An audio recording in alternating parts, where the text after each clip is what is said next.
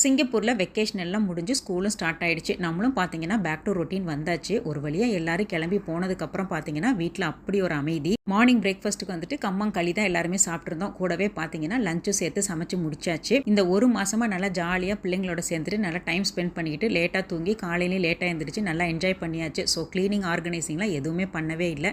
So இனிமேல் தான் கொஞ்சம் கொஞ்சமாக அந்த வேலையெல்லாம் ஸ்டார்ட் பண்ணணும். மெயினாக பார்த்தீங்கன்னா நான் வந்து ஊரில் வாங்கிட்டு வந்த ட்ரெஸ்ஸஸ்லாம் கொஞ்சம் இருக்குது. அது எல்லாத்தையுமே வந்து ஃபஸ்ட்டு ஆல்ட்ரேஷன் பண்ணணும். ரொம்ப நாளாக பார்த்தீங்கன்னா அதை பெண்டிங்லேயே வச்சுக்கிட்டு இருக்கேன். இந்த பாவக்காய் என்னமோ பார்த்த உடனே புளிக்குழம்பு வைக்கலாம் அப்படின்னு சொல்லிட்டு தாங்க நான் வாங்கிட்டு வந்திருந்தேன். ஆனால் எங்கள் வீட்டில் எங்கள் சின்ன பாப்பா பார்த்தீங்கன்னா எல்லா வெஜிடபிள்ஸுமே சாப்பிடுவாங்க எக்ஸப்ட் இந்த பாவக்காய் தவிர. இந்த ஒரு அக்காவை மட்டும் எப்படியாச்சும் உள்ளே தள்ளிடணும் அப்படின்னு சொல்லிட்டு அப்பப்போ ஃப்ரை பண்ணியாச்சும் 1-2 சாப்பிட வச்சிடுறது.